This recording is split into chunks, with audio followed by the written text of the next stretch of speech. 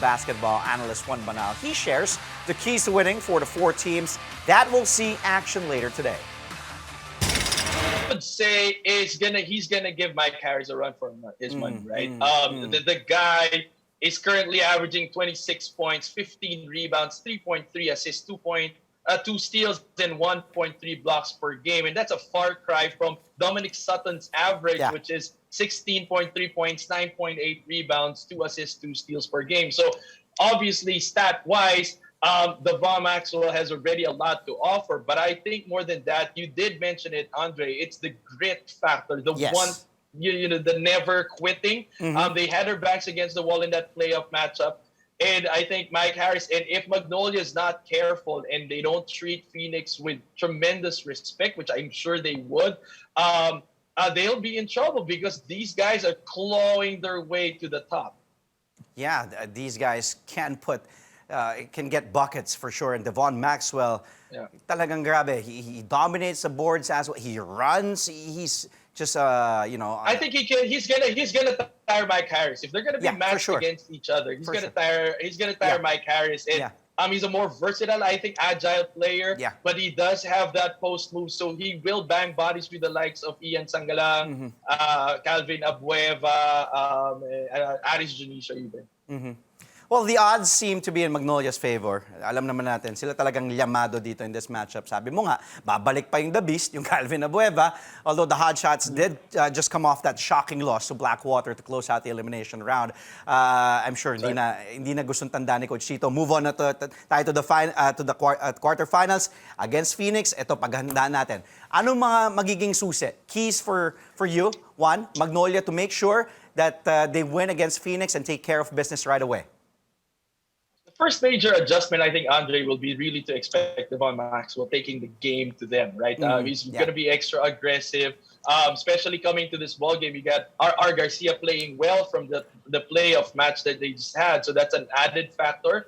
Although Matthew Wright, didn't play tremendously, impressively how we expect him to be, you do expect a comeback. But in their last outing, it was really a dominated points in the paint and second chance opportunities that Magnolia did. They really showed Phoenix that we are a defensive team first and foremost, and points come secondary. It's a byproduct of what we do. And so I think with all the changes that Phoenix will have to make, they will have to focus being able to defend the shaded area, get those rebounds so that they can run.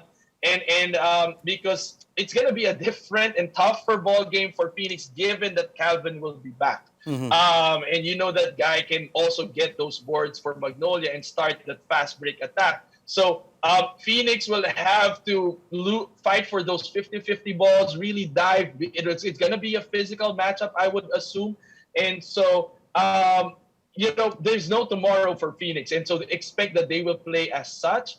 And Magnolia will have to want to end it on their first game, or else Phoenix will be definitely dangerous if they meet again for the second time around.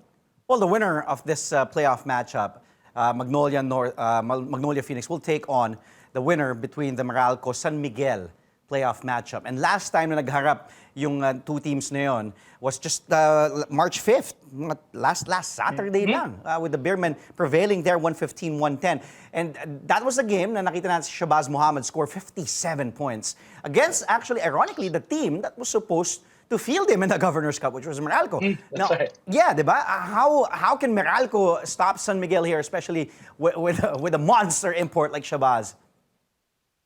Well, this guy had a chip on his shoulder after performing initially, but then he came out swinging with 57 points, and that was 45 points in the second half.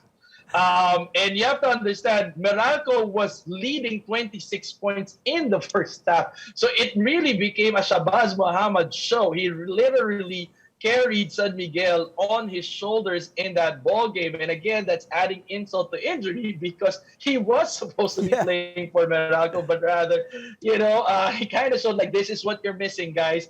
I should have landed in your squad. But again, I'm sure Meralco, knowing Coach Norman, he knows better how to handle San Miguel. But the scary part there would be that what will the other or the rest of the San Miguel Beermen will bring to the table that Meralco should be ready for. It's going to be a great matchup, Meralco San Miguel.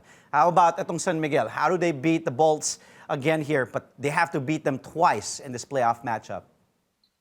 Well, you gotta expect that Meralco will really put on shackles against Shabazz Muhammad. They will adjust their defense against him. Meralco also takes pride in their defense, but the upside for San Miguel is that in that ball game, only Junmar Fajardo, besides Shabazz Muhammad, scored double digit. He had 16 points, and then from the bench it was Vic Manuel who had 13 and Marsha 10, meaning CJ was absent, Terrence was absent, Mo Tautua was absent. So that means that if these three guys step up in this coming ball game, that's just going to be another three-headed headache for Meralco coming into that matchup.